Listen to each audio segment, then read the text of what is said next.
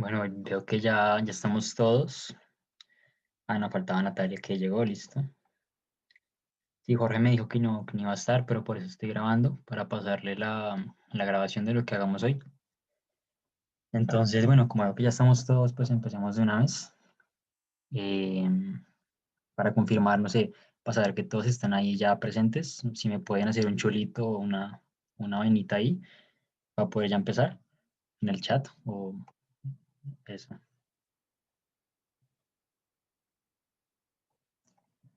Listo, pues entonces empecemos. Lo que les voy a decir entonces, la agenda del día va a ser la siguiente. Vamos a hacer más o menos la misma metodología de la monitoría pasada. Vamos a dar solución. Primero vamos a dar unos avisos que me mandó el profesor. Luego vamos a solucionar mi parcial del semestre pasado, que es muy parecido, la verdad, al que ustedes van a tener. Y, y nada, y al final una sesión de preguntas.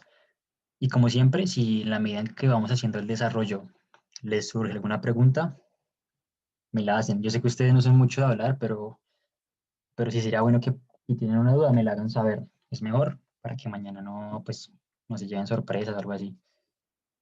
Entonces, bueno, primero voy a pasarles lo que me dijo el profesor. Primero, me dijo que el parcial, por lo menos la parte práctica, va a estar compuesta de cuatro grandes temas. Uno, modelo CAPM. Dos, el VAR. Tres, riesgo de liquidez. Y cuarto, riesgo de crédito. Eso a nivel práctico. Me dijo que a nivel conceptual, que en realidad podía salir cualquier tema del semestre. Entonces, eso, con lo que se refiere a eso es que básicamente que consulten la wiki y que si llega a salir algo teórico o conceptual, pues va a estar en la wiki sí o sí, para que la consulten, la mire por encima, eso no se demora más de media hora. Pero sí, lo más importante es la parte práctica, que es lo que vamos a reforzar hoy. Y como les digo, cualquier pregunta que tengan, bienvenida. Entonces voy a, ahora sí a proceder a compartir pantalla de una vez. Para empezar, pues un segundo tomo agüita y empezamos.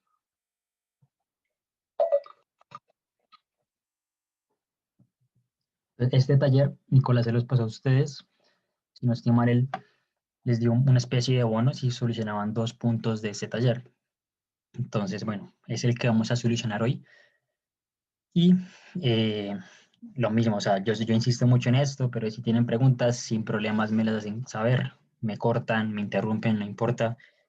Lo importante es que salgan de esta monitoría pues bien preparados y, y con la menor cantidad de dudas para que mañana tengan un excelente examen. Entonces empecemos. Vamos a empezar con este primer punto. Realmente era el más fácil de todos. Y aquí traje otro tema, ya que es un tema ya que es un punto que incorpora el beta, traje aquí varias cosas del beta que les pueden aparecer en el parcial. Entonces el punto como dice, con base en la siguiente información, calcule el beta de la empresa 4. Entonces tenemos 4 empresas, tenemos los betas de 3 de estas empresas y los pesos para la ponderación para cada empresa. Entonces, ¿esto qué es? Este es un portafolio compuesto de cuatro empresas, en donde los pesos de cada empresa o acción son estos, y nos dan el beta de 3 empresas. Nos piden hallar el beta de la empresa 4 y nos dan el beta de todo el portafolio. Eso es muy sencillo, se puede hacer. Yo vi que algunos de ustedes lo tiraron con buscar objetivo. Yo lo hice pues por despeje matemático. Cualquiera de las dos les va a servir. Entonces, les voy a mostrar cómo lo hice yo. Se supone que el beta del portafolio es una suma producto, ¿verdad? Entonces, en ese orden de ideas, yo desagrego esa suma producto y digo que este beta por su peso me va a dar pues la ponderación para ese activo. Y lo mismo con los otros 3 activos. Y se supone que cuando yo sumo estos 4 elementos, me debería arrojar el beta del portafolio, ¿verdad? Entonces lo que yo hago es un despeje. ¿Qué despeje hago? Yo cojo cada una de esas ponderaciones o cada uno de esos factores, empiezo desde el beta del portafolio y le resto a restar y le empiezo a restar cada uno de ellos. Y al final todo eso lo divido entre el peso del portafolio, perdón, del activo que quiero hallar, su beta. Entonces ahí me da listo 1.2 y cuando yo hago como la comprobación, pues efectivamente me da el 1.59 con todos los métodos. Aquí les digo, aquí sí lo que les digo, hay muchas formas de hacerlo. Si a ustedes les gusta más con forma matemática, por temas lógicos lo hacen, o si no lo tiran con buscar objetivo, pero les va a dar igual en todos los casos. Como les digo, es el más sencillo. Ahora empecemos con, hay otro, como este punto es de beta, yo quise traer a colación el tema de un beta apalancado y desapalancado y cómo estimar betas para acciones ilíquidas o que no cotizan en bolsa, porque esto podría perfectamente salir en el parcial. A Nicolás le gusta meter puntos, así que le gusta meter puntos de temas que explicó como en una clase y que ya nunca volvió a tocar. Eso lo hace mucho él, como para revisar con estudio. Entonces, bueno, repasemos el tema de calcular betas para acciones que no están listadas en bolsa o que son de baja liquidez, que no se transan mucho. En este caso, esta empresa, Linio, es la empresa a la cual le vamos a estimar su beta. Entonces, ¿cuáles son los pasos? El primer paso es encontrar dos empresas comparables, dos empresas pares que sí listen en bolsa. Si este punto llega a salir en el parcial, pues él se los va a proveer, obviamente, les va a proveer las empresas pares, en este caso Amazon y Fast. Y él les pide calcular el beta de esas compañías pares. Entonces, listo, el beta también no lo proveen 1.17 y 1.24. Y en caso de que no lo provean, ustedes ya saben cómo hallar el beta. El beta no es más que una fórmula en donde es una covarianza entre el histórico de ese activo y el mercado sobre la variación de todo el mercado. Eso lo vamos a mirar más adelante, pero se lo recuerdo por este momento. Entonces nos toca desapalancar esos betas. Para desapalancarlos, ¿qué necesitamos? Necesitamos el beta apalancado, que es el que siempre hemos manejado. Necesitamos la deuda y el patrimonio de cada una de esas compañías para ver cómo es su estructura de capital. Y asimismo, necesitamos una tasa de impuestos. Ya con esos 4 elementos podemos hallar el beta desapalancado. ¿Con qué fórmula? Con esta que está acá. Esta es la fórmula del beta desapalancado. No es más que coger el beta normalito y dividirlo en 1 más el ratio de debt to equity, o también llamada estructura de capital, que es coger la deuda, dividirlo en el patrimonio, y eso multiplicado por 1 menos la tasa de impuestos. Esa formulita está acá, creo que ustedes también la vieron en clase, tal vez la vieron solo una vez o por encima, pero para que la tengan presente. Y igual, si algo al final yo les mando este archivo, no hay problema. Entonces, listo, hay que desapalancar los betas con esa fórmula para las dos compañías pares. Una vez hago eso, lo que debería hacer es hallar el promedio de ese beta desapalancado, lo que me va a dar este número, 0.51, ¿verdad? Y ahora ese 0.51 va a ser como una aproximación al beta desapalancado de la compañía de la cual yo quiero hallar su beta apalancado. Entonces, ¿qué debo hacer? El paso siguiente es volver a apalancar el beta, a reapalancarlo. ¿Cómo lo hago? Pues es el proceso contrario. Aquí sería pasar, coger el beta desapalancado y multiplicarlo por todo el denominador. Entonces, para eso necesitamos esta información. Lo mismo, la deuda, el patrimonio y la tasa impositiva de esa compañía de la que quiero hallar el beta apalancado. Y hago pues el proceso, como les digo, el proceso inverso, que es coger el beta desapalancado, que aproxime como un promedio de los betas desapalancados de estas dos compañías, multiplicado por todo el denominador de esta formulita. Y eso me da un beta de 0.81 para esa compañía Linio. Entonces, ese es el primer punto. Extraje como estos dos elementos para que los tengan presentes. No sé si hasta acá haya alguna pregunta.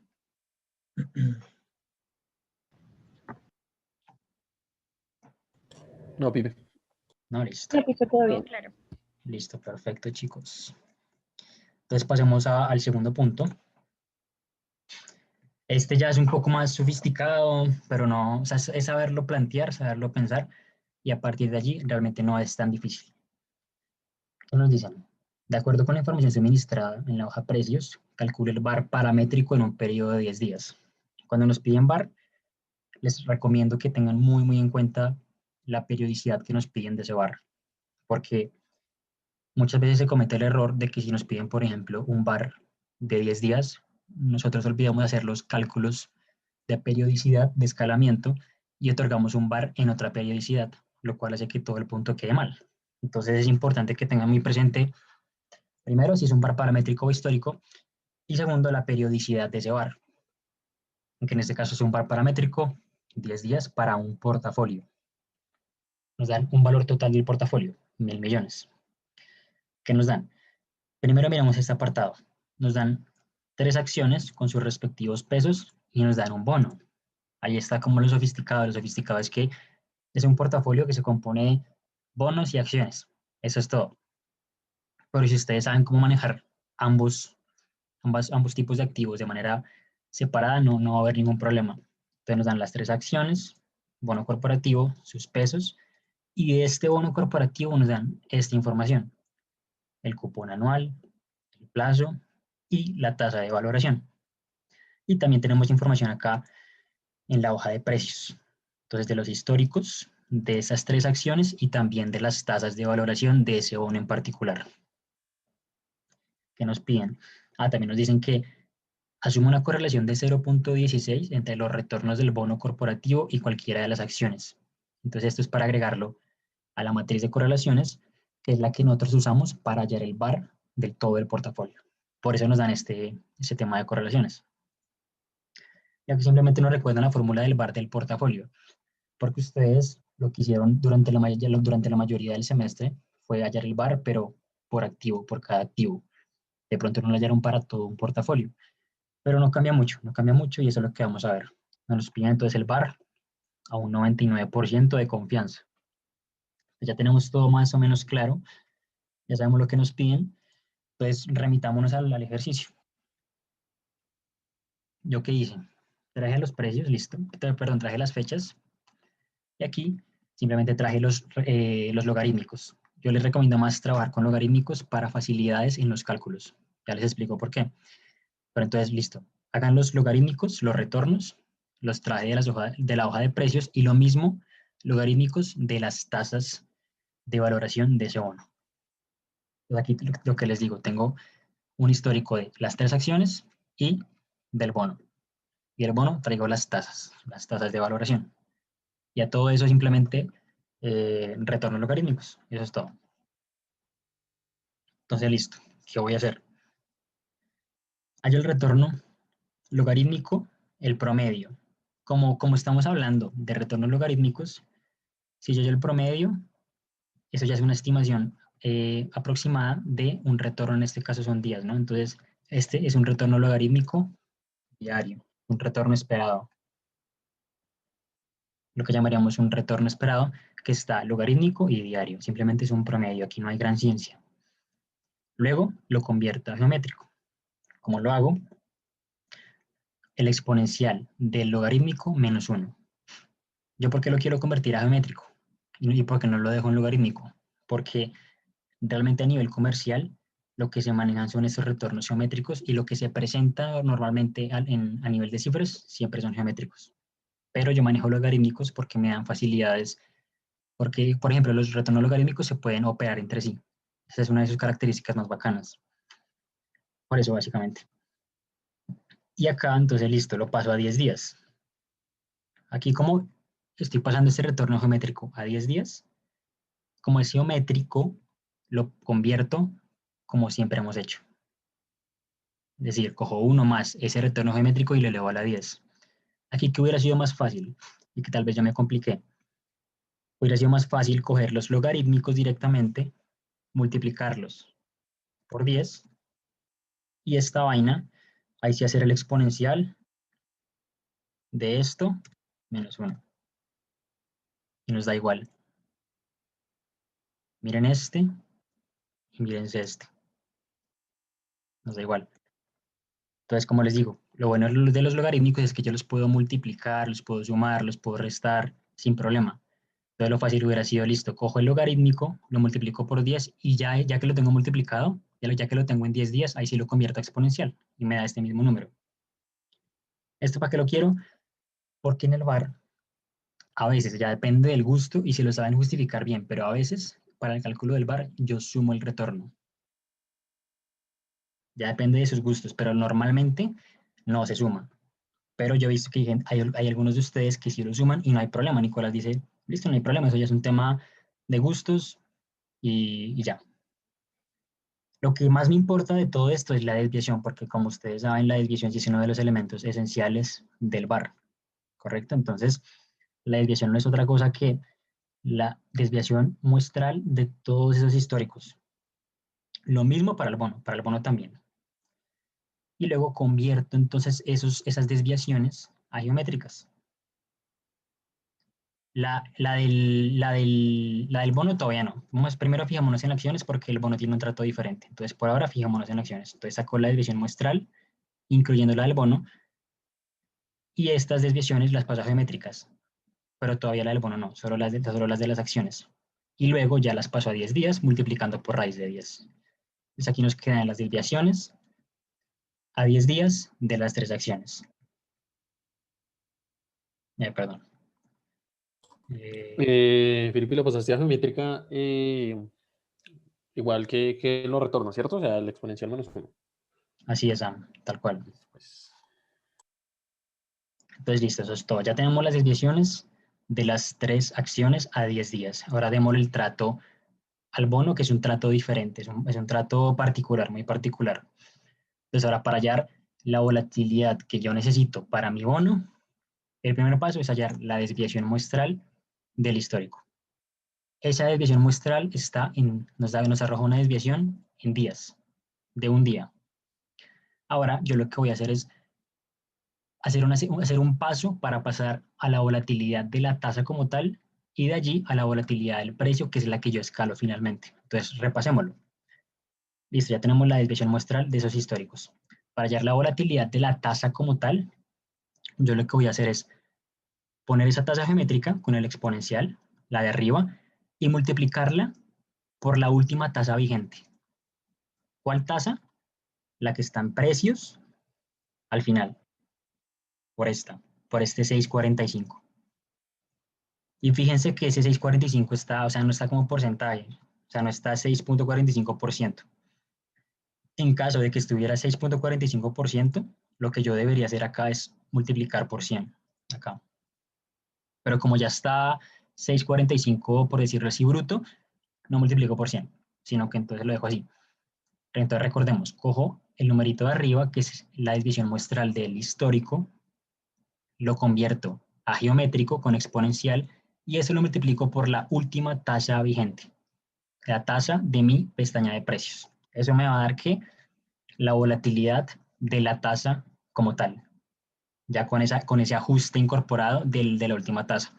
Y ahora, a mí no me importa la volatilidad de la tasa, sino la volatilidad del precio, es lo que realmente me interesa para efectos del VAR. Entonces, para ese caso, para pasar de la volatilidad de la tasa a la volatilidad del precio, yo lo que hago es coger la volatilidad de la tasa y multiplicarla por la duración modificada. Porque recordemos que la duración modificada es ante un cambio de 100 puntos básicos en la tasa, ¿cuánto me cambia el precio? Entonces, si se dan cuenta de la duración modificada, tienen el numerador precio y en el denominador tasa. Entonces, cuando yo multiplico la volatilidad de la tasa por la duración modificada, ¿qué me va a quedar? Precio, porque lo que es tasa hasta arriba y abajo se despejan. Entonces, al final me va a quedar precio. La cuestión aquí es que también tienen que hallar la duración modificada. ¿Cómo la hallan? La hallan con los datos que nos proveían acá, cupón anual, plazo y TIR. Yo la hallé por acá abajo. Es una valoración común, como siempre la hemos hecho, con factores, con flujos, valor presente, duración modificada. Entonces, lo que les digo, valorar el bono como siempre lo han hecho, con la información que les proveen, y esa duración modificada es la que van a usar para calcular la volatilidad del precio. Entonces, cogen la volatilidad de la tasa, que es la que llamamos ahorita, la multiplicamos por la duración modificada con signo porcentaje. Y eso ya finalmente nos va a arrojar la volatilidad del precio en un día. Toca convertirla a 10 días. Entonces, hasta aquí, yo sé que esto es un poco confuso. Yo, la verdad, siendo muy sincero, cuando yo hice el parcial, yo esto lo mecanicé. O sea, yo no entendí la lógica detrás de esto. A mí me gusta siempre entender la lógica de las vainas que hago, pero nunca terminé de entender al 100% la lógica de esta parte, de la volatilidad de un bono. Pero no sé si hasta acá, respecto a los pasos, hay alguna pregunta con esto que hicimos para hallar la volatilidad del precio. Sí, Dime, tú Sam. valoraste el bono en la última fecha que tenemos la referencia de tasa, es decir, el 22 de junio de 2020, o a qué fecha valoraste ese bono para hallar la duración modificada. Te entiendo, sí. O sea, yo también pensé eso. Yo como lo más lógico es valorar, pues, desde la última fecha que nos proveen, que en este caso es 22 de junio. esa vaina, sí. Pero yo me acuerdo que en el parcial yo le pregunté, profe, pues así debería ser, ¿no? Y él dijo, no, me dijo, no, valórelo simplemente con lo que le dan acá. Entonces, aquí que me dan, un bono a 9 años, cupón 9% y 10,5. Entonces yo simplemente hice un flujo, mira, de 9 años, contemplé pues esa tasa TIR de valoración para el factor y para el flujo el cupón. ¿Sí me hago entender, Sam? Listo. Sí, sí, sí. Súper. Listo. Entonces, listo, ya tenemos lo más importante para mí de este punto, que es tener las 4 desviaciones. La de las 3 acciones y la de la tasa. La de la tasa tal vez es la más engorrosa, pero es que se lo aprendan esos pasos y incluso que lo consulten durante el parcial. O sea, yo sé que eso lo hace mucho la gente y no hay problema con eso, que lo consulten durante el parcial, otro archivo, listo, no hay problema.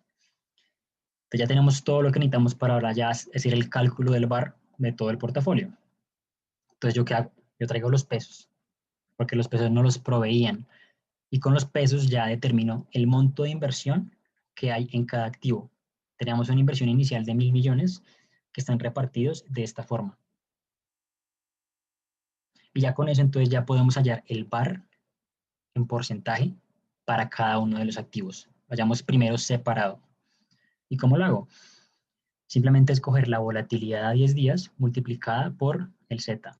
Entonces la volatilidad a 10 días multiplicadas por mi Z, recordemos que como es 99% de confianza, entonces el Z equivalente o el cuantil equivalente es 2,32. Eso simplemente lo determinan con la fórmula de distribución normal estándar, punto inversa al 99% de confianza. Aquí mucha gente pues dirá, te hace falta sumar el retorno. Era lo que yo les decía. Es un tema de gustos, pero lo normal, la costumbre es simplemente dejarlo hasta ahí, multiplicar el Z por la desviación para que me dé mi VAR en porcentaje. Y ahora, el último paso es hallar el VAR individual para cada activo, pero ya en plata. ¿Y cómo lo hago? Pues simple es coger el VAR porcentual y multiplicarlo por el monto respectivo.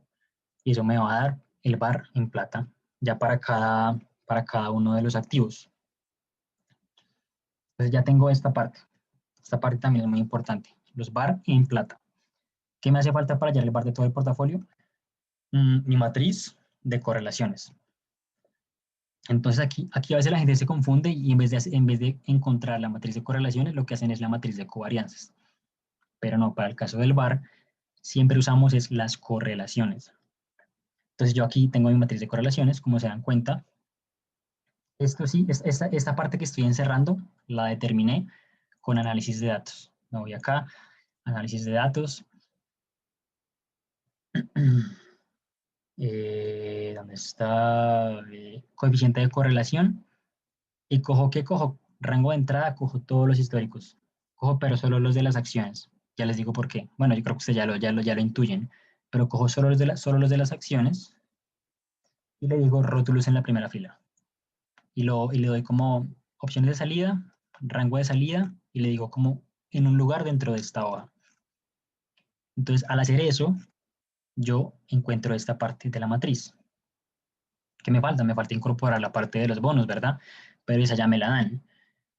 Por eso tienen que estar pendientes de lo que leen, porque aquí ya no la daban. Nos decían como asuma una correlación de 0,16 entre los retornos del bono corporativo y cualquiera de las acciones. Entonces, simplemente es poner los 0,16 para las correlaciones del bono con cualquiera de las acciones y pues en la diagonal un 1, como siempre. Y con eso ya tendríamos construida nuestra matriz de correlaciones. Ya tenemos ahora sí todo lo necesario para hacer el cálculo del VaR del portafolio. ¿Eso cómo es? Es la raíz de mi VaR. Este primer VaR es el VaR individual en plata para cada activo. Tiene que estar en forma fila. ¿Correcto? Entonces cojo mmul de ese VaR individual, aislado, multiplicado por la matriz de correlaciones y multiplicado por el transpuesto de estos mismos VaRs individuales. Y recordemos todo eso con una raíz. Eso me va a dar ya mi VaR en plata de todo el portafolio. Entonces ahí ya tenemos la primera parte de ese punto. Hasta aquí, no sé si tengan alguna pregunta, muchachos.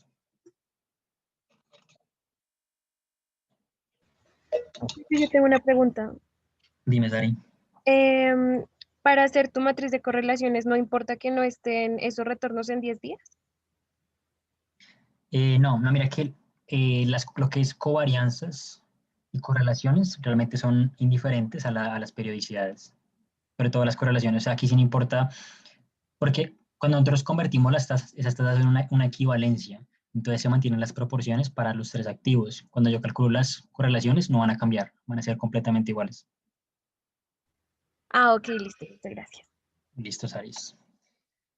Y el segundo que nos piden entonces es, eso ya es el tercer punto, este ya lo hicimos, recordemos, 99% de confianza a 10 días.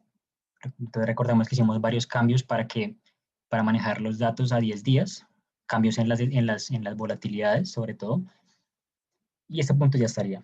El tercero nos dice, de acuerdo con la información suministrada en la hoja de precios, calcule el VaR histórico semanal para el bono corporativo. Entonces, ¿qué nos están pidiendo?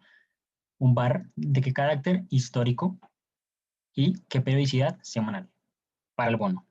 Sencillo. Entonces, lo que yo hice acá fue una vaina muy sencilla, miren. Yo lo hice de las dos metodologías, tanto paramétrico como histórico. Y nos decían a un nivel de confianza de 95.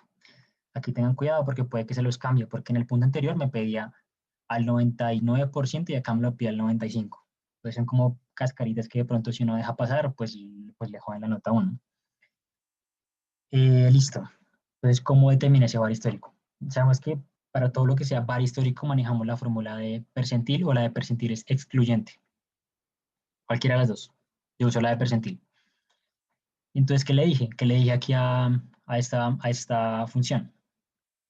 Le dije, lo primero que me pide es una matriz, ¿verdad? Esa matriz es la de precios, la que está acá, toda esta. Escape. Cogí esa matriz de precios y le voy a decir que entonces me coja el K del 5%. Aquí también tengan cuidado de como estos ya son VaRs históricos, aquí yo no puedo poner el 95, sino que tengo que poner sí o sí el 5 para que me traiga el cuantil correspondiente al 5%. Entonces, listo. De esa matriz de precios traigo, o le pido, perdón, un K de 5%, cierro y todo eso lo multiplico por la duración modificada como porcentaje. Entonces aquí, para que no se confundan, aquí lo que hice fue lo mismo que hicimos acá en esta parte, pero a gran escala. Son los mismos pasos. Lo mismo que yo hice acá, pero a gran escala. Aquí estamos manejando un datico, o este, y desde acá ya manejamos es matrices, datos grandes. Entonces, recordémoslo, lo volveré a poner. Cojo los precios de la hoja de precios, que son las tasas sin ningún efecto, o sea, las tasas como tal, ahí no hay nada de logarítmico, nada, las tasas como tal. Eso, que me traiga el 5%, cierro y multiplico todo eso por la duración modificada con signo porcentaje. Y eso me va a traer un VaR histórico semanal y también lo hice con la metodología paramétrica, que es muchísimo más sencillo. O sea, si le sale paramétrico en lugar de histórico, pues de verdad que es mucho mejor. La paramétrica simplemente es la inversa norma estándar para que me traiga el Z correspondiente al 95% de confianza multiplicado por la volatilidad que hallamos en el punto anterior. Es esta. Y ya para pasar esa plata, pues simplemente es coger ese VAR porcentual y multiplicarlo por el peso asignado dentro de ese rubro, dentro de ese activo. Y ya como se dan cuenta, o sea, no es tan difícil, y es que tal vez lo más complicado es que partan de esta lógica, o sea, que se den cuenta que lo que hicimos en este punto es lo mismo que hicimos acá, pero como a mayor escala, ya con matrices. Y bueno, ese sería ese punto. No sé si tengan alguna pregunta. Yo sé que esto puede ser un poco confuso, pero no sé si tengan alguna pregunta. Ahí el Tengo una tema pregunta. de la Ay, periodicidad. perdón, Kevin, dale. No, no, dale.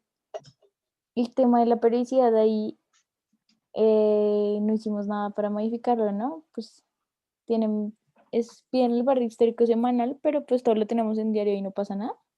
Ah, ven, eso no lo había contemplado, eso no me acordaba y de pronto la caí incluso yo. No, creo que sí cogiste el semanal, porque está en una fila grande. O sea, hay alguna operación hecha en la hoja de precios. Sí, retornos.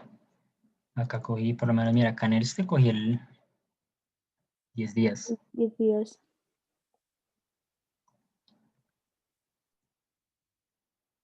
5, 5, 8. Y acá sí me confundí un poco porque aquí sí no estoy contemplando temas de periodicidad. Acá estoy cogiendo los precios de la matriz de precios, este que no tiene nada de periodicidad y la duración. Acá sí es cierto que... ¿Puedes ir a la hoja de precios, por favor? Sí, Sam, claro que sí. Esa fila G, ¿qué cálculo es? Esa columna, perdón. Ah, esto no, esto es un... Ah, puede ser esto, ¿sabes? Ven, reviso. Eso es. Sí, sí, es esa. Ahí está la suma geométrica de las tasas semanales. Ah, sí, señor, mira, sí. Ve, yo no me acordaba que hice esto. Pero sí, tal cual, entonces se me olvidó explicarles eso, sí. La suma, sí, lo que dice Samuel, es la suma geométrica de las diferencias aritméticas de la tasa. Y eso es lo que, esa es la matriz que yo traía, exacto. Ahí Samuel me salvó porque yo no me acordaba que había hecho esto ni siquiera. Pero sí, entonces sí, el tema de la periodicidad sí importa en la parte histórica. Todo parte de una diferencia aritmética entre las tasas y de ellas hago una suma aritmética que tenga los 5 días. Sí, gracias, Sam. ¿Te ibas a preguntar algo, Sam? Sí, era exactamente lo mismo, porque esa columna G no tiene nada en la hoja de precios, entonces pues tenía que hacer algún cálculo. Pero ya quedó claro. Ah, listo, pues ya los demás, ¿todo bien, supongo? Pepe, me queda una duda con la parte de confianza y significancia. Dímelo, Sarix. Cuando yo estoy haciendo esta parte de bar histórico, yo Sí, lo que cojo es el nivel de significancia, ¿sí? exactamente, sí, exactamente, tal cual. Porque me toca coger este, porque o sea, yo quiero es que me traiga como la posición correspondiente al 5%. Si yo pusiera el 95, me va a traer el cuantil efectivo, el correspondiente, perdón, al 95%, que va a ser un cuantil muy grande, va a ser, de hecho, de los mejores. Pero como el VAR realmente es una medida de adversidad, yo creo que necesito es que me traiga el 5%, pero de la izquierda, ¿me entiendes? De la parte fea, por decirlo así. ¿Se me va a entender, Ah, ok, Alex? ok. ¿Sí? ¿O te confundí? No, sí, ya me quedó más claro porque el profe ayer como que se enredó un poco al explicar esa parte, pero no, ya me quedó Ah, más claro. listo, Sarix. Entonces, bueno, ya en teoría ya tenemos entonces el punto, el 1, el 2 y el 3. Vamos con el 4. Este me gusta mucho, este es muy bacano de hacer, el punto 4. ¿Qué nos dan? Nos dan entonces, la siguiente información corresponde al Banco Amazonas. Lo primero que nos dicen es, 2 de cada 3 clientes que incumplen devuelven tan solo el 50% del capital. El resto no logra pagar nada. Esto lo vamos a usar más adelante, pero ya sabemos que está ahí, ya lo contemplamos, ya sabemos que existe. ¿Qué más nos dicen? Aquí está lo que nos piden. Encuentre cuál debe ser la tasa de interés mínima si el banco tiene como objetivo un ROE antes de impuestos equivalente al 10% de su patrimonio. Es decir, un ROE del 10% básicamente. ¿Qué nos dan? Nos dan el portafolio de créditos. Estamos hablando de un banco. Entonces, si hablamos de un portafolio de créditos, esto acá hace referencia al pasivo del banco. Esto no es más que el pasivo del banco. ¿Qué nos dan también? Un porcentaje de incumplimientos. ¿Sí? Entonces, de mi cartera, ¿qué porcentaje me incumple? 4%. ¿Qué más nos dan? Un valor de patrimonio de 60.000. ¿Qué más nos dan? Estos puro temas de bancos. Nos dan un costo promedio de fondeo. ¿A qué hace referencia esto? Es como el costo de captar dinero. Por ejemplo, cuando una persona va y va a abrir una cuenta de ahorros, esa persona abre una cuenta, me da dinero, yo como banco trabajo con ese dinero a un costo que le voy a dar a esa persona. ¿Sí? O cuando yo, por ejemplo, como banco saco un crédito en otro banco. Eso también, entonces ese costo es lo que llamamos el costo de fondeo, es el costo para que un banco pueda operar. El costo es la tasa, básicamente el promedio de la tasa de captación de un banco. Es eso. También nos dan temas de gastos administrativos. ¿Qué más nos dan? Nos dan gastos financieros, que no es otra cosa que multiplicar, como se dan cuenta, el costo promedio del fondeo con el pasivo el pasivo del banco. ¿Tiene sentido? O sea, el pasivo, ese pasivo, van a tener ese pasivo, tiene un costo. ¿Ese costo cuál es? 6%. Cuando yo multiplico el pasivo del banco con su costo, ¿qué me va a dar? Pues los gastos financieros. Y pues la utilidad antes de impuestos, que es la diferencia, pues o sea, los ingresos menos los gastos, menos los financieros, etc. Entonces, ya tenemos una idea de qué nos toca hacer. Y lo que ustedes, yo lo que yo quiero que ustedes entiendan es que acá sí, acá meten muchos temas tal vez fundamentales, contabilidad, pero es muy sencillo, es muy sencillo. Lo que nos toca hacer es simplemente dos estados financieros, el estado de situación financiera y el estado de resultados, pero a nivel muy micro, y con eso determinar una tasa de interés para que el banco obtenga un return on equity del 10%. Entonces vamos a hacerlo, vamos a hacerlo. Yo sé que tal vez se confundan, pero es en la medida en que uno va como que poniendo cada cosita en su lugar, se hace todo más evidente. Punto 4. Entonces, ¿qué hice yo? Primero planteé mi estado de situación financiera. Es muy bobo, miren, solo esta vaina. Lo primero que me daban es el pasivo del banco, el tema del fondeo, 450.000, que nos lo daban justo acá, 450.000. El patrimonio también nos lo daban, 60.000, yo lo traje de acá. Y pues ya por ecuación contable ustedes imaginarán que de los activos del banco es la suma de esto más esto. Y nos da 510.000. Y el activo de un banco por excelencia, ¿cuál es? Pues la cartera. Es el dinero que yo tengo para prestar, el dinero que yo manejo, del cual salen pues mis ganancias. Es la cartera del banco, lo que tiene en préstamos, lo que tiene colocado en préstamos básicamente. ¿Sí? Entonces ya aquí está planteado ese pequeño estado de situación financiera. Y nos toca plantear un pequeño, muy pequeño estado también de resultados, que se compone de ¿qué? De ingresos. ¿Cuáles son los ingresos del banco? Pues así como hay un costo de fondeo, el banco también gana por interés. ¿Cuál es la fuente principal de un banco? La tasa de interés. ¿Y esa tasa de interés de qué sale? De la cartera del banco, de sus activos, ¿verdad? Entonces, de lo que yo coloco, de eso que yo le presto a las personas, va a surgir unos intereses a partir de una tasa de interés, ¿no? Y eso va a ser realmente mis ingresos. Entonces, ¿los ingresos cuáles van a ser? El valor de toda la cartera multiplicada por una tasa de interés. ¿Cuál? En principio la ponemos arbitraria, porque esa es la que yo tengo que hallar. Esa es la que yo voy a hallar con un buscar objetivo, pero en un principio la ponemos de forma arbitraria, puede ser 7, 5, lo que sea. Lo importante es que quede el link, que quede pues formulado acá en ingresos, que los ingresos son iguales a el valor de la cartera multiplicada por esa tasa de interés de colocación, que le llaman. ¿Qué más hay acá en este estado de resultados? Gastos esperados. Esto lo hacemos más tarde, es realmente la gracia del ejercicio. ¿Qué más hay? Gastos administrativos, 23.000, eso no los dan acá. Acá están, 23.000. Nos dan gastos financieros, que lo que les digo es multiplicar el costo del fondeo por los pasivos. Y eso nos va a dar, pues, que los ingresos menos los gastos esperados, menos los gastos de administración, menos los gastos financieros, me va a dar la utilidad antes de impuestos, ¿verdad? Y yo, pues ya con eso puedo hallar el ROE. El ROE no es más que la utilidad antes de impuestos, como nos decían ahí, sobre el patrimonio. Es el ROE, y hay un ROE objetivo del 10%. Entonces, ¿con cuál es la variable con la que debemos jugar? Con la tasa de interés. Pero esto no lo hemos hallado. Ese es el número que tenemos que encontrar, los gastos esperados. ¿Y cómo lo hallamos? ¿Cuáles son los gastos esperados de un banco o las provisiones? Eso se hace con el juego de las probabilidades, del default, de la gente que no me va a pagar, de puras estimaciones. Por eso nos daban el dato de, ¿cómo es que era? Acá nos dan dos cosas a tener en cuenta. Lo primero es que 2 de cada 3 clientes que incumplen devuelven tan solo el 50% del capital. Es decir, 1/3 de los que incumplen no pagan nada, mientras que 2/3 pagan el 50%.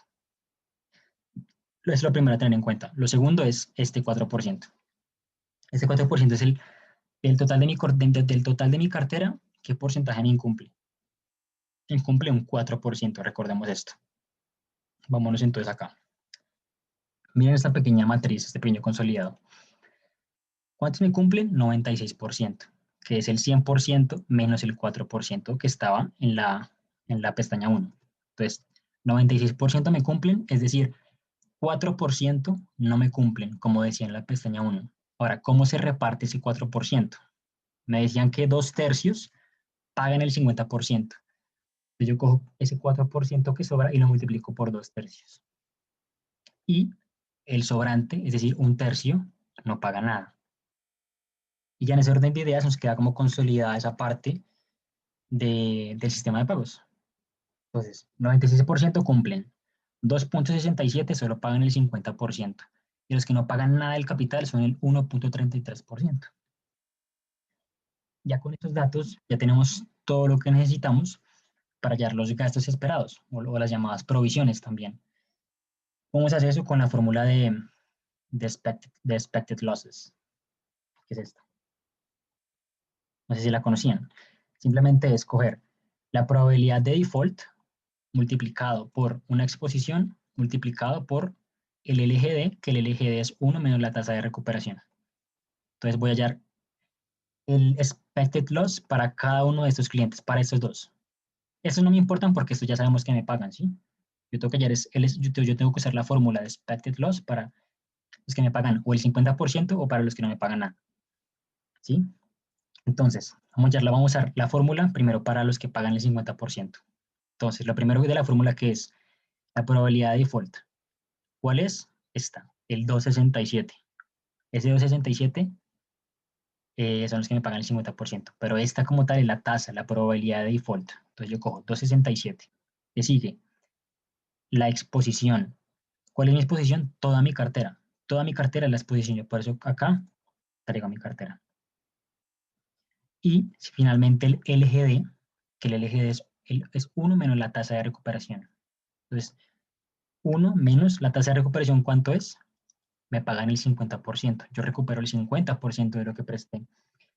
Por eso es que 1 menos 0,5 pues nos da 0,5. Ahí está esa tasa de recuperación. Y cuando multiplico estos tres elementos, me va a dar el expected loss para ese tipo de cliente que solo me paga el 50%, que son 2/3 de los que incumplen. Hagamos lo mismo con ese tipo de cliente que no paga nada. La probabilidad de default, ¿cuál es? 1,33. Es esta misma. Por la exposición. ¿Cuál es la exposición? Es toda mi cartera, porque es toda mi cartera la que está expuesta pues, a este tipo de prácticas. ¿Y cuál es el LGD? Es 1 menos la tasa de recuperación. Acá, como no me pagan nada, la tasa de recuperación, ¿cuánto es? Es 0. Entonces, 1 menos 0, pues 1.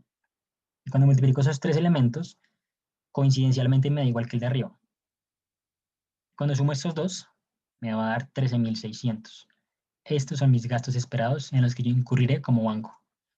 Acá los linkeo y se me actualiza mi estado de resultados. Y acá digamos que yo tengo otra tasa, 15, 12, bueno. Entonces con esa tasa del 12%, mi return on equity es del 4%. Aquí simplemente lo que voy a hacer es restar el retorno actual con el objetivo y esto me tendría que dar 0, ¿sí? Porque si son iguales que lo que yo quiero, me debería dar 0. Por eso cuando yo voy a datos, análisis de hipótesis, buscar objetivo, lo que le voy a decir es esta celda con el valor 0, cambiando la tasa de interés. Y ahí está. Cuando hacemos ese buscar objetivo, ya tenemos cuál es la tasa indicada, teniendo en cuenta mis gastos esperados, para que el banco tenga un return on equity del 10%. Y ya simplemente es llenar los datos, que son los ingresos, ya los tenemos, los gastos esperados por riesgo de crédito, los expected losses, y los gastos administrativos. Eso es todo. No sé si de este punto hayan preguntas.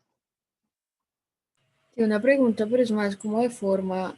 La otra posibilidad para hacer el buscar objetivo hubiese sido sencillamente ROE igual a 10% cambiando tasa de interés. Exactamente, sí, sí, también. Ah, ok, listo. Listo, Exactamente. gracias. Listo, Ley. ¿Tienen alguna otra pregunta? Igual si no se afanen, obviamente háganme todas las preguntas que ustedes quieran, pero no se afanen porque igual yo les voy a pasar ese archivo como para que lo revisen, para que lo entiendan. Pero entonces no sé si hasta acá hay alguna pregunta. Veo que no, listo. Entonces creo que podemos seguir. Que sigue, veamos. Sigue al punto de los CDS, ese sí también era un regalo este punto. Este punto de hecho también se calcula con esta fórmula de expected losses. Pero leámoslo, igual repasémoslo. Nos dice, después de un análisis detallado sobre la probabilidad de incumplimiento de las empresas listadas a continuación, usted debe decidir si las cotizaciones de los CDS son atractivas. Es decir, si dada la estimación de la probabilidad de incumplimiento estimada, el CDS ofrece una oportunidad de inversión en el mercado. Usted confía en que sus estimaciones son acertadas. Por lo tanto, se requiere calcular un precio teórico para cada CDS de acuerdo en esas estimaciones.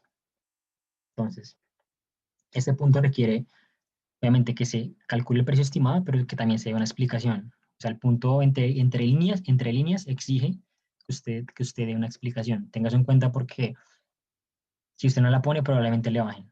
Porque el punto le está diciendo como que usted debe determinar si los CDS son atractivos o no.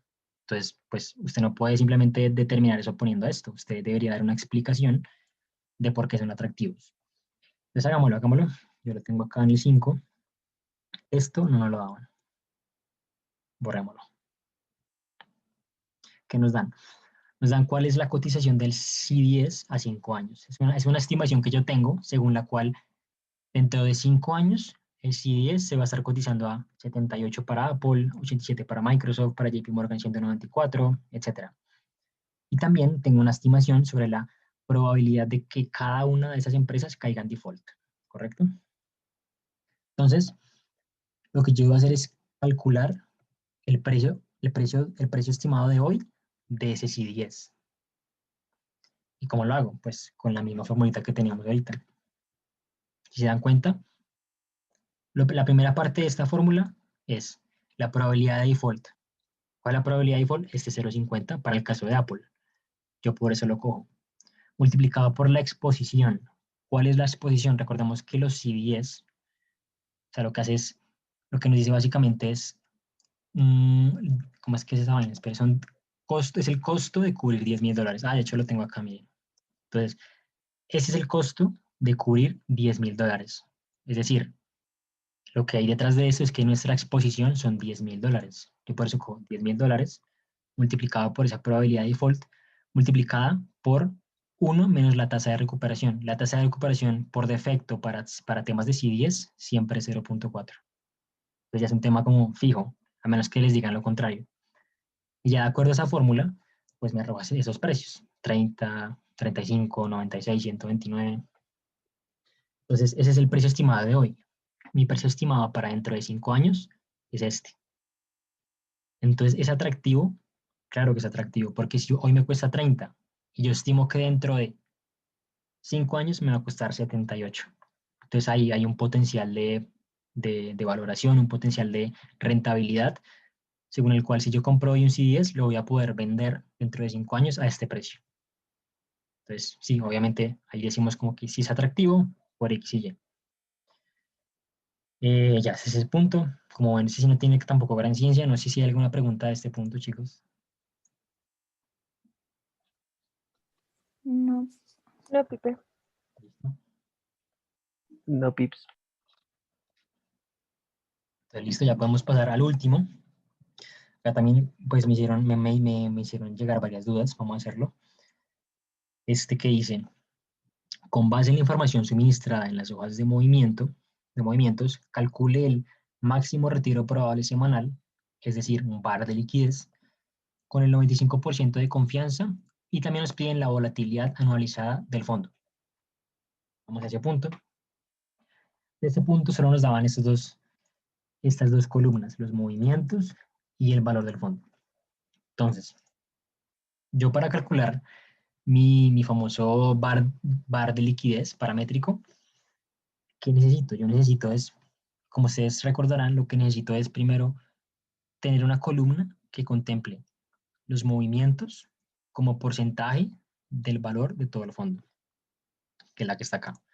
Es de esta columna de la cual hallamos tanto la media como la desviación para el cálculo del bar de liquidez. Entonces, es así sencilla, esta primera parte, porque simplemente como ya tenemos las dos columnas que nos importan, lo que debemos hacer es simplemente coger el movimiento de esa observación dividido sobre el valor total del fondo del periodo inmediatamente anterior. Y ya ahí lo arrastro. Hasta aquí, sencillo. Y es de esta columna de la cual yo voy a hallar pues mi sigma, como se dan cuenta. Ah, pero perdón, es de 5 días, ¿no? Si ahí la embarré. Semanal, sí, semanal. De ahí casi la acabo. Entonces tengo esta que son los movimientos como porcentaje del total del valor, pero eso está diario y nos piden la semanal. Por eso les digo que es importante que recuerden la periodicidad, porque si no les pasa lo que me iba a pasar a mí. Lo hubiera hecho mal, lo hubiera hecho como si fuera de un día, cuando nos piden la semanal. O sea, acá simplemente lo que hay que hacer es, para hallar entonces los movimientos como porcentaje del valor del fondo, a 5 días, es escoger los movimientos de esos últimos 5 días, incluyendo esa misma observación, dividido en el valor del fondo de la observación inmediatamente anterior. Es eso, simplemente si se dan cuenta que hay 5 días, y divido en el valor del fondo de la observación inmediatamente anterior.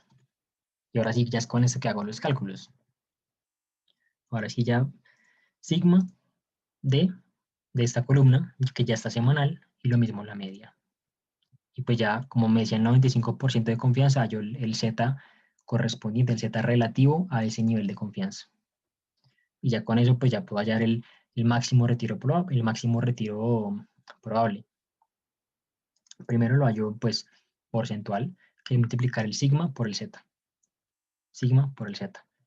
Y luego, para hallarlo en plata, lo que hago es coger el porcentual y multiplicarlo por el valor del fondo del último periodo registrado. Si se dan cuenta, entonces cojo el porcentual, el bar de liquidez porcentual, y lo multiplico por el valor del fondo del último día. Y ya eso me va a dar entonces esa primera parte de ese punto, que es el máximo retiro probable a una semana, que son 440 millones, que si se dan cuenta es el que yo registro justo acá. ¿Cómo nos piden? Nos piden la volatilidad anualizada del fondo. Entonces, cuando hablamos de volatilidad, ¿de qué estamos hablando? De riesgo de mercado, ¿correcto? Entonces acá, para yo calcular la parte de este punto, debo abrir unas nuevas columnas, porque acá yo tengo simplemente temas de liquidez y de valor. Los retiros, los movimientos que se han hecho y el valor del fondo. Pero me están pidiendo entonces es la volatilidad de ese fondo. Me están preguntando por qué, por riesgo de mercado. Entonces, para hacer eso, yo necesito una columna, es anual, ¿verdad? Entonces, necesito una columna que contenga las rentabilidades del fondo, y sobre esa columna de rentabilidades yo voy a hallar mi desviación estándar. Pues listo, es lo que yo hice acá. Todo parte primero de los rendimientos. Yo tengo que hallar esta columna de rendimientos. ¿Cómo la hallo?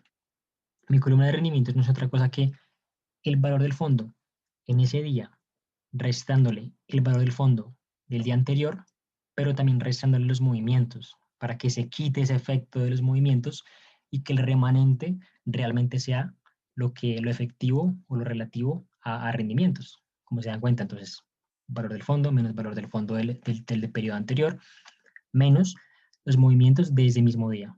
Eso me van a dar los rendimientos. Son rendimientos en plata. Yo los necesito ¿en qué? En porcentaje. Rendimientos en porcentaje. ¿Cómo los hallo? También es muy sencillo. Entonces ya tenemos esta columna de rendimientos. Si quiero hallar la rentabilidad como tal ya en porcentaje, yo voy a coger este rendimiento y lo voy a dividir en el valor del fondo del día anterior, como se dan cuenta. Y arrastro. ¿Cuál es la forma más fácil de comprobar esto? Porque esto también, a mí se me hizo un poco confuso la forma en que lo hacíamos, pero la forma en que yo lo comprobé es decir, bueno, mirámoslo. Entonces si yo cojo el valor del fondo del día anterior y lo multiplico por 1 más esa rentabilidad, me debería dar el valor del fondo en el periodo siguiente, pero sumándole los movimientos. Ahí está, miren. Son iguales, si quieren lo comprobamos. Tin, tin. Ah, qué igual, esperen. Igual. Verdadero. Ay, falso. Ahí quedé mal con ustedes. Pips, me surge una duda. Dímelo. En la columna de rendimientos, entonces es el valor del fondo de hoy menos el de ayer y quitándole los movimientos. Pero es que estos movimientos ya, ahí ya está como discriminado si está entrando dinero al fondo o si está saliendo. Entonces, Sí. en ese caso, ¿no sería sumándolo? O sea, tú dices que ¿Sumándole los acá movimientos? lo que tú dices es coger valor del fondo menos este y sumarle los movimientos. Sí, no porque pues ahí estamos restándole una salida de dinero Es lo que que ya está negativa. Entonces, pues básicamente le estaríamos sumando un lo retiro, estaría sumando. ¿no? ¿O estoy equivocado? Ve, si entiendo tu lógica. Menos. Sí, claro, o sea, si lo dejamos menos, entonces va a haber doble menos y lo estaría sumando como si fuera un rendimiento cuando es una salida. Espera, es que eso siempre me confunde. Pero, o sea, yo en mi ejercicio de clase, yo lo tengo restando todo. O sea, yo resto valor del fondo menos el anterior menos todos los movimientos. Pero tú dices sumarlos. Uy, no sé, men, ahí sí. O sea, yo lo dejaría restando, pero ya la razón por la cual lo dejaría restando ya es una bobada y es que pues así lo hice yo en el parcial, ¿sí me entiendes? Pero realmente lo que tú dices, sí entiendo lo que tú dices, entiendo la lógica de lo que tú dices, pero ahí me corcharía, ya no sería no sabría decirte cuál es la forma correcta de hacerlo. No sé si alguno lo sepa o tenga alguna propuesta de que es lo más lógico. Pero sí, es que aquí lo que estoy haciendo al restar es una doble resta, el movimiento estaría sumando realmente. Tin, tin, tin, tin.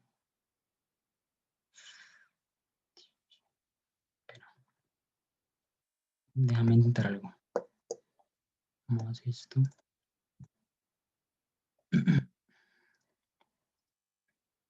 General. Tin, tin. El rendimiento sería esto menos esto. Ah, sí, no, sí, es restando, bro. Mira por qué. Es restando por lo siguiente. Entonces, en teoría, si yo cojo el valor del fondo y le sumo el movimiento, o sea, aquí lo que va a hacer es, va a estar quitándome ese movimiento porque hubo un retiro en el fondo. Entonces, eso que me queda es el valor del fondo sin contemplar ese movimiento. Entonces, cuando yo resto el valor del fondo original con ese, lo que me debería, esa diferencia debería ser el retorno, el rendimiento en plata. Ah, puta. Y ahí está. Mira, escoger el original menos el que yo acabo de calcular y me da el 592, que es el correspondiente al rendimiento. Entonces, en conclusión, sí es confuso, pero ya podemos decir con certeza que efectivamente es restando los test, restándolos, escoger el valor del fondo de esa observación, le restas el anterior y le restas también el movimiento. Aquí el signo o sea, el signo sí es importante, pero precisamente por eso ponemos el negativo, para que se contrarreste dependiendo de si es una entrada o una salida. Por si sería restándolo. Dale, listo, gracias, Pips. Listo, Sam. Entonces estamos listos en la rentabilidad diaria. Como les dije, era el rendimiento en plata dividido el valor del fondo en el día anterior. Eso lo arrastro. Y como me están pidiendo un anual, a mí me queda más fácil hallar la semanal y la semanal multiplicarla por la de raíz de 52. Entonces lo que yo hice, yo cogí entonces, ya teniendo la diaria, con una suma geométrica, hallé la rentabilidad a 5 días. Se dan cuenta, eso es una suma geométrica.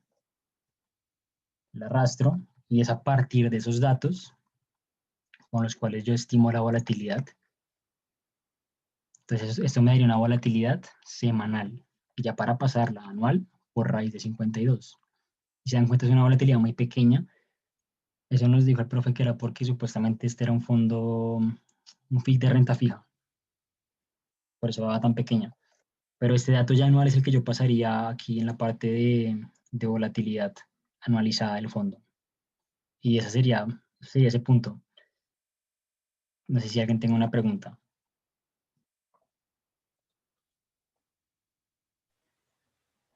No, Pipe. Listo.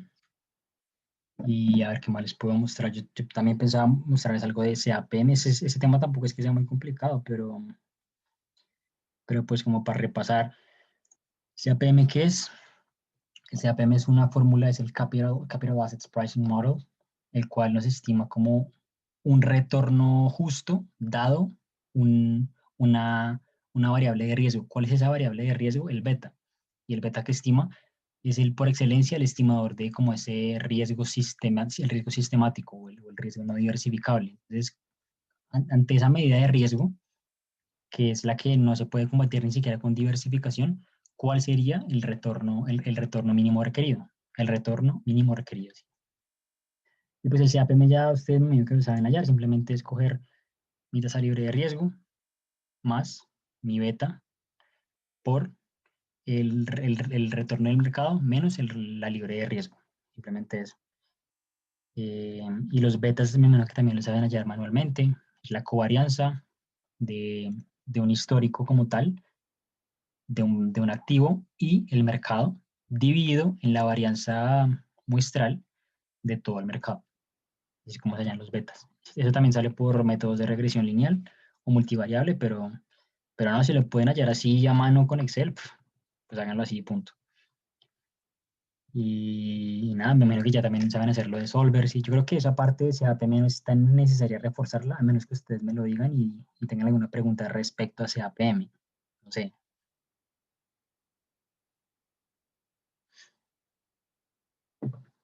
Creo que no, por lo que veo. No, Pipe. Listo. Entonces, no sé si tengan alguna pregunta en general de todo. Pide, tú nos podrías enviar, además del archivo del parcial, ese archivo que nos estás mostrando, el CAPM, por Ah, favor. sí. De hecho, ese es el simulador que yo les ayudé a hacer para las de las acciones. Igual se los vuelvo a enviar, no hay problema, yo se los vuelvo a enviar. Y en la pestaña de precios es donde está lo del CAPM. Entonces les va a mandar Sí. este archivo, ese simulador y también el examen final ya resuelto. Para que Por sepan. favor. Y se los mando, ¿qué? Por WhatsApp. Por WhatsApp porque a mí por Zoom me tira errores para mandar archivos. Entonces les mando por el grupo de WhatsApp. Listo, Pipe. Listo. ¿Tienen alguna otra pregunta, chicos, o todo bien? Ustedes me dirán. No sé si se demore mucho que hagamos el CAPM. Pues Ahí, miremoslo. gracias. Pues el CAPM, que lo primero, te tienen que dar un histórico de precios para diferentes acciones y también es muy importante que te den un histórico de un benchmark, de un índice de referencia al que llamamos mercado, el que representa el mercado en sí. Es un índice que representa el mercado, puede ser el Standard & Poor's, puede ser de pronto el Nasdaq para empresas tecnológicas, puede ser el Dow Jones, cualquiera. En este caso creo que nos dieron el S&P. Listo, tenemos ese histórico de precios. A partir de él hallamos los retornos. Como siempre hemos hecho, acá ya los hice aritméticos, si se dan cuenta. Aquí usé logarítmicos, aquí usé aritméticos de todo, de las acciones y del mercado. ¿Qué hago entonces? Los cálculos son simples, simplemente los retornos anualizados. Lo que hice ya acá yo que fue, a ver, que tengo como de las vainas invisibles. Bueno, Entonces hay un retorno geométrico de todo este histórico, que es coger el último dato dividido en el primero menos 1. Eso me va a dar un retorno geométrico de todo el histórico. Y eso lo pongo en términos anuales, que es coger S más 1 elevado a la 52 sobre el número de datos, para que me quede anual. Lo mismo con la desviación. Hallo la desviación de todos esos retornos y lo multiplico por la raíz de 52 para que me queden efectivamente anuales. Luego hallo los betas. Como hallo los betas, es una relación, una covarianza entre los retornos de ese activo y el retorno del mercado. El mercado lo dejo fijo, como te das cuenta, aquí los dejo fijos. Eso dividido entre la varianza muestral de todo el mercado también fija. Y eso me va a dar el beta para ese activo en particular. Y si para que se den cuenta si está bien el tema de la fijación, el beta del mercado siempre va a dar 1. El beta lo que nos dice, para los que no recuerdan, es qué tanto varía una acción de más respecto al mercado. Entonces, si es mayor a 1, es porque varía en mayor proporción al mercado. Si es menor a 1, es porque varía menos que el mercado, es menos volátil que el mercado visto como un todo. Y ya, el retorno requerido, eso, sería simplemente coger mi tasa libre de riesgo, que esas celas deberían proveer. Aquí tengo una, no sé cuál sea. Digamos que 0.11, no sé. Eso más el beta de ese activo multiplicado por el retorno del mercado, que es este que yo tengo acá, mira. Simplemente escoger los retornos históricos del mercado y anualizarlos. Ese va a ser el retorno del mercado y eso restado menos la libre de riesgo. Eso me va a dar mi retorno requerido. Y ya, y simplemente aquí, para que lo tengan en cuenta, es cómo analizar esto. Si mi retorno anual está por encima del retorno el retorno requerido, es bueno, porque esa acción me está rentando más de lo que debería, de lo mínimo que debería rentar. Y si está por debajo de ese retorno requerido, pues estaría mal, porque esa acción, por lo menos desde el punto de vista del CAPM, no es óptima porque me está rentando menos de lo mínimo que debería, dado un nivel de riesgo que es el beta. Y ya, pues eso es, a grandes rasgos creo que ese es el CAPM, es como lo más importante para que tengan en cuenta. ¿Te pareció bien, Lady, o quieres como que... Sí, ya está perfecto, gracias. Entonces, sí, creo que no hay más por su parte, ¿verdad? No hay preguntas, creo que todo bien. Si es así, les mandaría los archivos y quedaríamos hasta acá. Pero entonces confírmeme que todo bien, por favor. Y todo bien. Sí, todo Sí, bien. Pipe. Sí, muchas gracias. ¿Sí? Listo, muchachos. Entonces, de una vez voy a mandarles esos archivos para que los revisen y no me queda más que desearles muchos éxitos en su parcial de mañana, ¿listo? Muchas gracias. Gracias, Pipe. No, muchas gracias a ustedes por asistir y gracias por el compromiso. Pips, una pregunta. Dímelo. Más o menos, es que se me cayó ahorita el internet. Eh, ¿A qué hora llegaría la grabación? Yo creo que eso se demora como en renderizar como 30 minutos. Apenas ya se renderiza, yo la mando, también la mando por el grupo. Listo, muchas gracias, Pipe. Listo, muchachos. Entonces, muchas gracias. Feliz noche y muchos éxitos. Gracias. Gracias, Pipe. Gracias, Buenas Pipe, noches. cuídate. Buenas noches. Chao. Chao, Pipe, gracias. Listo, Sam. Ahí bien, Pipe, te iba a preguntar una vaina. Dímelo, Sam. Tú mañana estás libre en Bloomberg, ¿cierto? A las 9.